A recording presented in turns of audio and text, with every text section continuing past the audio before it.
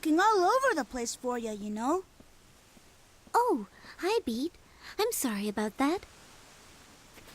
Hey, are you thinking about Reto and the others? You don't have to worry about them. I'm sure they're all okay. Besides, Reto's not the type to croak from just falling off a bridge.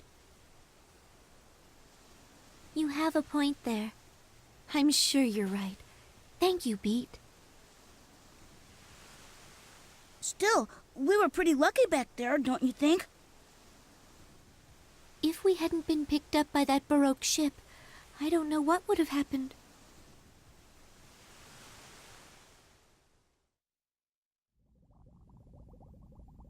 Thank you so much for helping us like this. Don't mention it. It was nothing. Is there any way we can repay you? You did save our lives. Yeah, you've already done so much for us. Is there anything we can do to help out? This little squirt here can wash dishes for you or something. Hey, no fair! You can't start calling me Little Squirt just because my hat washed away. At least it sounds like you're all in good spirits, but I'm afraid there's nothing you could help with. Really, you should probably all just get some rest. Oh, and allow me to introduce myself. My name is Crescendo. I suppose you could say I'm the captain of this ship. Huh? Crescendo? Gee, that's kind of a tough name to say. Couldn't we call you something else, something easier to say? Beat, please, don't be silly. Besides, I thought you said you were good at remembering people's names. I must say, you're very young to be the captain of a ship. You're a captain?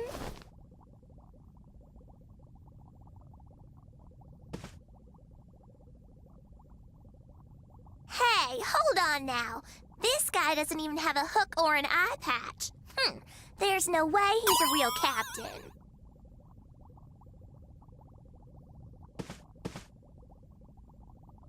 I'm sorry, Captain.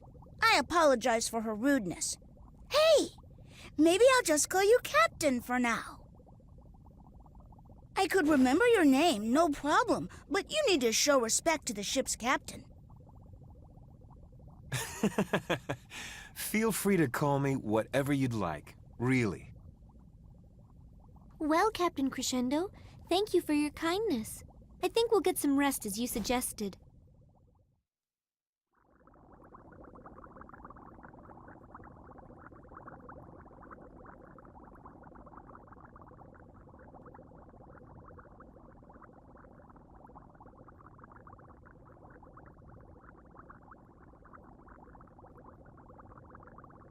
I wonder if Allegretto and the others are all right. I think I'll go outside. Maybe some fresh air will cheer me up.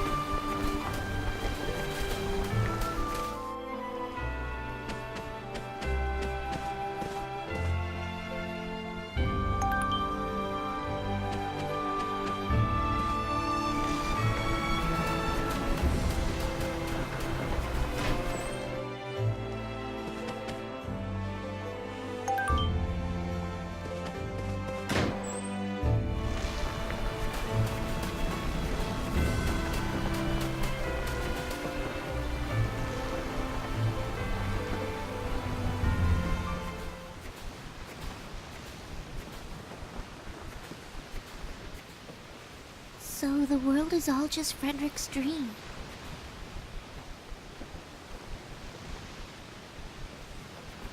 Good evening, Frederick. I see you haven't woken up from your dream yet. Oh, hello, Polka. Are you having trouble sleeping? Yes. I'm still worried about the others.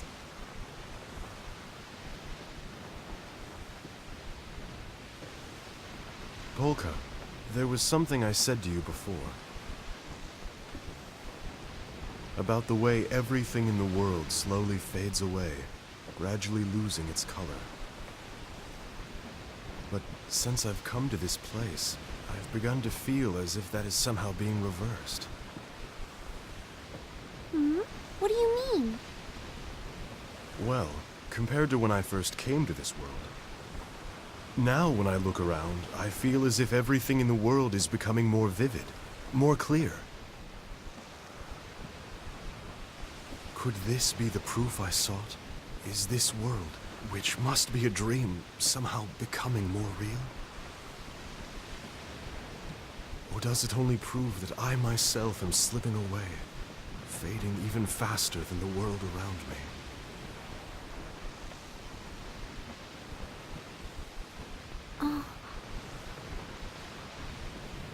For example, I find myself wondering about whether the others are all right. Not long ago, I wouldn't have cared what happened to them. Why should I when none of this is actually happening? But now, I'm genuinely concerned. I don't know why, but I feel a strong sense of solidarity, a connection with the people of this world.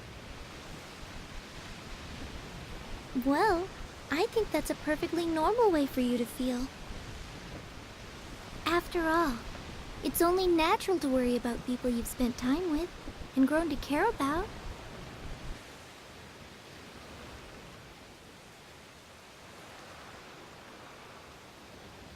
You know, before I had this illness, everything around me seemed so dull and ordinary.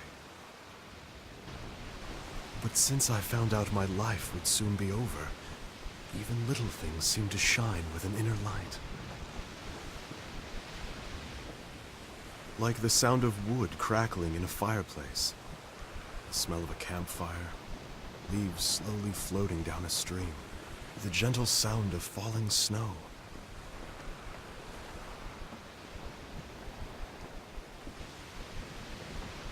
Now that I think about it, I probably only feel that way because I am approaching death myself and have begun to fade more rapidly. Just as Amelia did. Amelia? My sister. She was only 14 when she was struck down by tuberculosis, the exact age you are now. Oh, your sister was my age when she... I see. How terrifying it must have been for her, forced to accept an inescapable fate. She must have had so many hopes and dreams.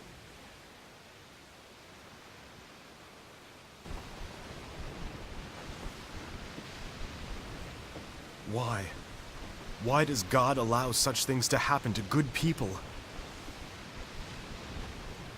Taking away even her chance to live. Poor Amelia. It is sad, but everyone dies eventually. It's just that for some people like Amelia and me, it happens a little bit earlier, that's all. Besides, in a way, Amelia still lives on, doesn't she?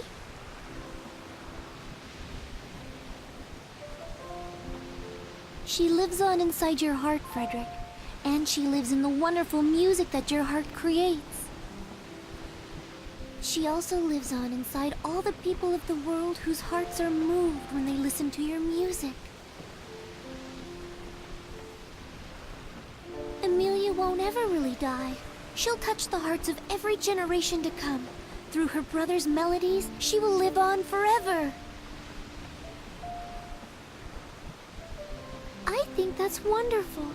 Frederick, do you need any more proof that part of her still lives on than the thought of that? You know, Polka, whenever I'm with you, I feel like I'm talking to Amelia. It's almost as if Amelia is saying the very same things to me.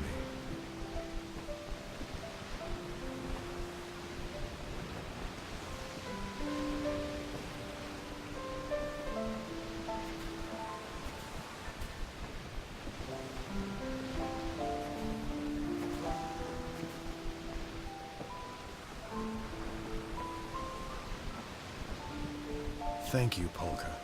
I believe you've taught me something very important tonight. Very important indeed.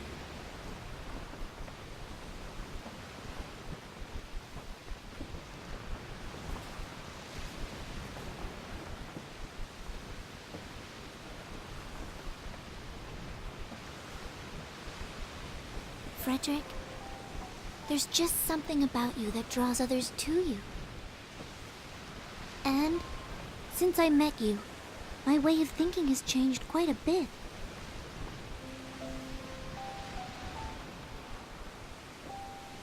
Although I didn't realize it before, I think I've been dwelling on the past and ignoring the future.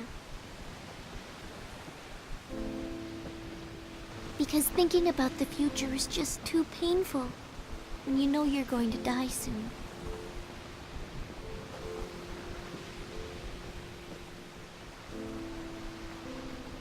But you told me when we met that this whole world existed inside your dream, right? At first, I thought you were teasing me by saying that this was your dream. But now, I actually think that it's a really beautiful idea. And now I realize that believing in you is really the same thing as believing in the future. That's especially important for someone like me, who uses magic. You help me be more positive about the future and what I need to do.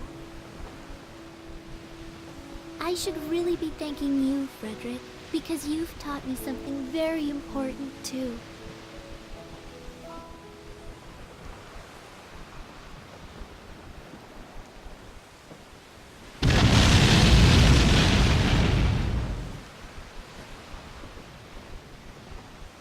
What was that?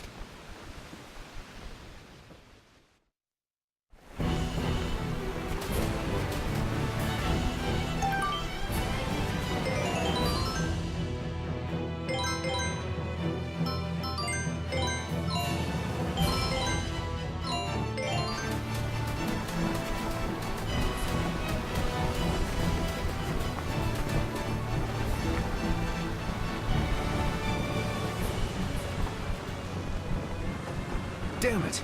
Of all the times for this to happen. That's a big ship. What is it? It's a pirate ship. They appear out of nowhere sometimes and attack vessels that travel up this river.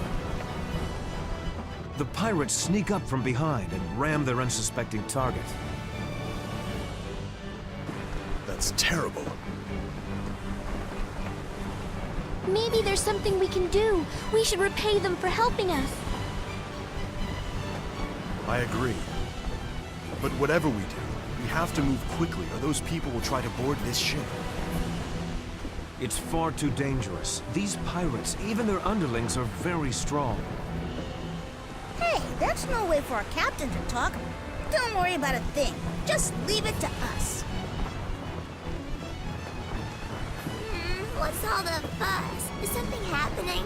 Still really sleepy.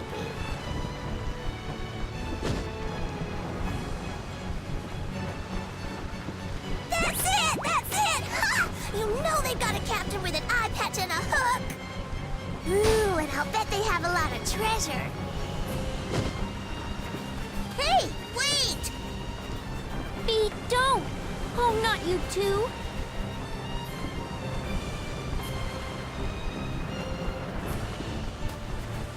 All right. We'll go over and keep them occupied. Meanwhile, try to pull the ship away as far as you can to keep them from boarding. Right. I'll do everything I can. Very good. If you'll excuse me.